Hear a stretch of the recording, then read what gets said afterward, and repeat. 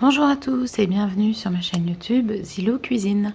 Aujourd'hui, on se retrouve pour une petite recette très facile, rapide, pour faire une tarte amandine au cassis. Alors, c'est la pleine saison du cassis dans le jardin. J'ai déjà fait de la gelée il y a quelques jours. Et voilà, je suis venue ramasser des baies qui étaient passées inaperçues parmi les branches. Regardez comme elles sont belles, hein. Ce sont des grosses graines vraiment de cassis, on dirait presque des myrtilles. Alors, on va faire une petite recette, il fait très chaud, donc je vais mettre mon four en route ce matin, parce que dans la journée, les températures sont très élevées. Donc je vais en profiter pour faire une tarte salée, une tarte sucrée, et pour aller plus vite, j'ai pris des pâtes toutes faites. Alors, bon, c'est pas compliqué à faire la pâte sablée, la pâte brisée. Je suis d'accord avec vous, mais pour une fois, je vais prendre quelque chose qui va me faciliter la vie.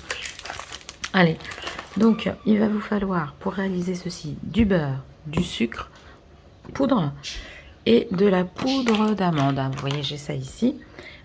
Alors moi je mets des cassis, mais c'est très bon également avec des abricots. Vous pouvez mettre des poires, vous pouvez mettre ce que vous voulez.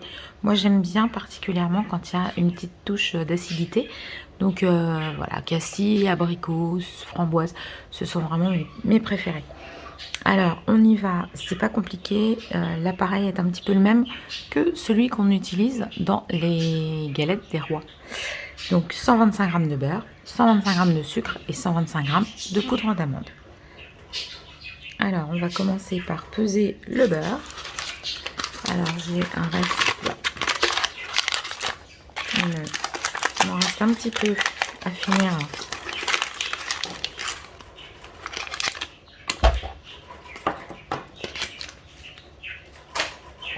Voilà, donc on va rajouter un petit peu. Donc, en tant que bretonne, chez moi, vous l'aurez compris, c'est toujours du beurre demi-sel. En cuisine, comme pour manger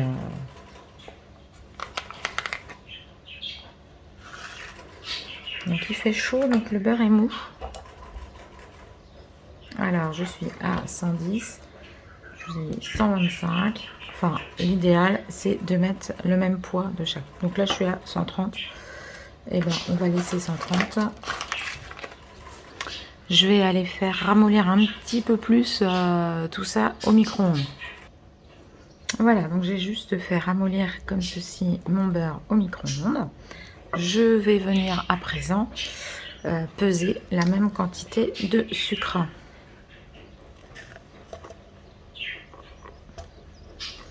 Alors 130 g. Ici, je vais bien mettre la même quantité. Souvent, j'ai tendance à mettre un petit peu moins de sucre dans mes pâtisseries. Mais ici, le cassis étant acide, il me faut quand même une petite touche de sucré. Bon, j'ai 125, c'est très bien. Donc, je vais mettre mes 125 g de sucre avec mon beurre fondu. Et on va commencer à mélanger ça.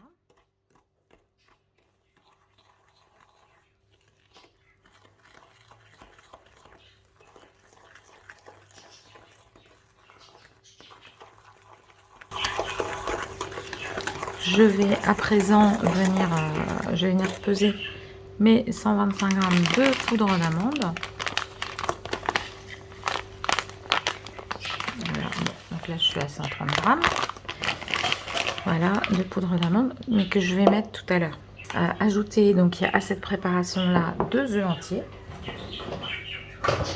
Alors, hop, je cherche mon petit tapis. Et je viens prendre 2 œufs. 2 beaux œufs comme ceci.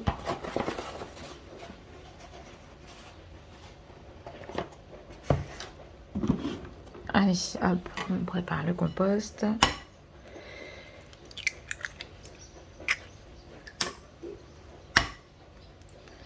Comme je vous dis que c'est rapide à faire, vous allez voir. Je ne vous raconte pas de bêtises. Donc surtout avec des pâtes toutes prêtes. Donc là, je mélange mes 2 œufs. Donc je vous rappelle, 125 g de beurre, 125 g de sucre, 2 œufs et 125 g de poudre d'amande. Alors si vous le souhaitez, vous pouvez aromatiser à ce moment-là en mettant un petit peu de rhum ou un petit alcool dans votre pâte. Moi je ne vais pas le faire, je veux vraiment garder tout le goût des cassis qui sont riches en goût en ce moment. Et donc vous pouvez très bien, moi je le fais régulièrement, enfin tous les ans, je congèle aussi les grains de cassis, ça se congèle très bien. Vous mettez tout dans une poche et puis vous ressortez ce que vous avez besoin au moment où vous voulez faire votre tarte.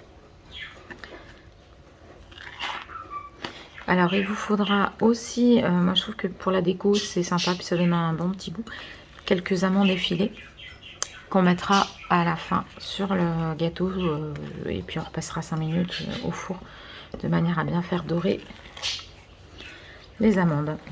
Alors bah là voilà, il s'agit juste d'avoir un petit peu de bras. J'ai arraché les mauvaises herbières, alors j'ai mal au bras. Je suis peut-être pas aussi énergique que ce que je pourrais l'être autrement.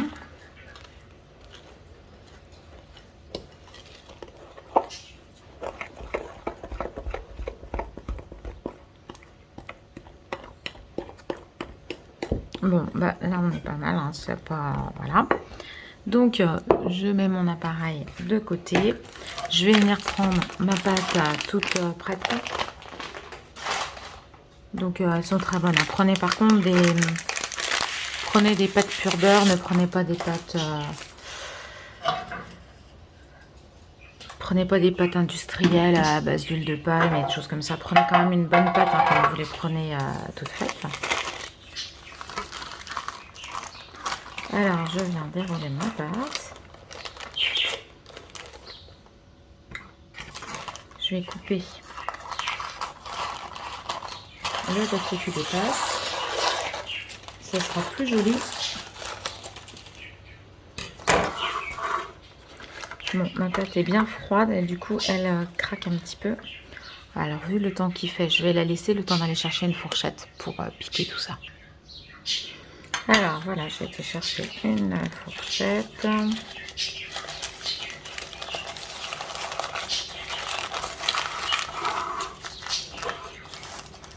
Allez, on va venir couper là aussi.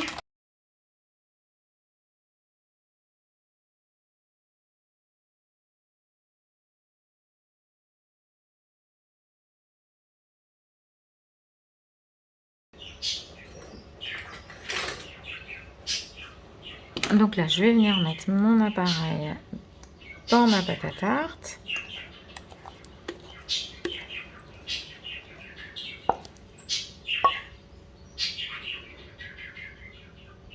Alors, je mets d'une Maryse.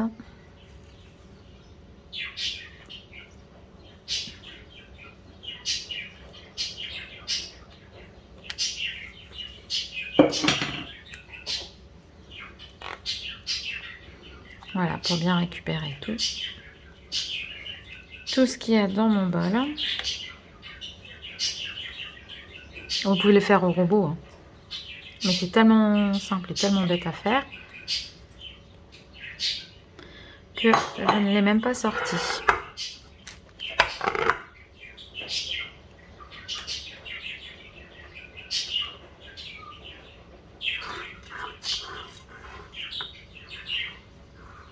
J'ai été mettre mon four en allant chercher ma fourchette là. J'ai été mettre mon four à préchauffer à 180, 185, j'ai dû mettre degrés.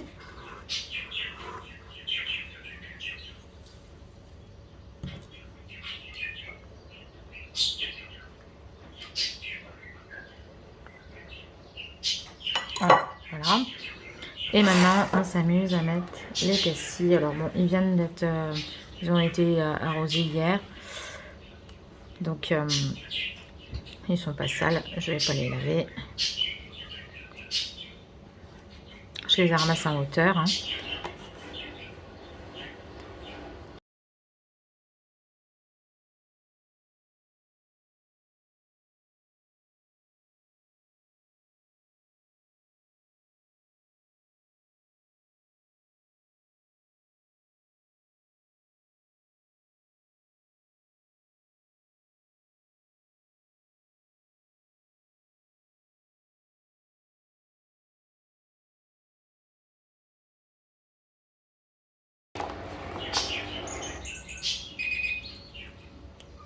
Voilà, le four est prêt.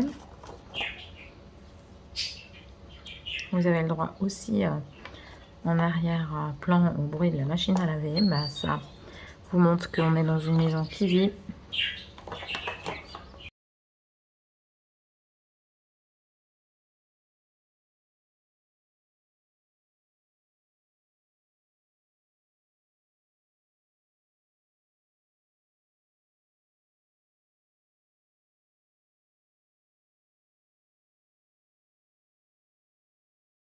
Voilà, bon, eh bien ma tarte est prête, hein, vous voyez. Je n'ai plus qu'à aller la mettre dans le four.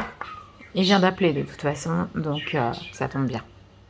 Alors voilà, après 20 minutes, ma tarte amandine au cassis, je suis venue la sortir pour y mettre quelques amandes effilées, comme je vous disais tout à l'heure. Donc hop, il suffit juste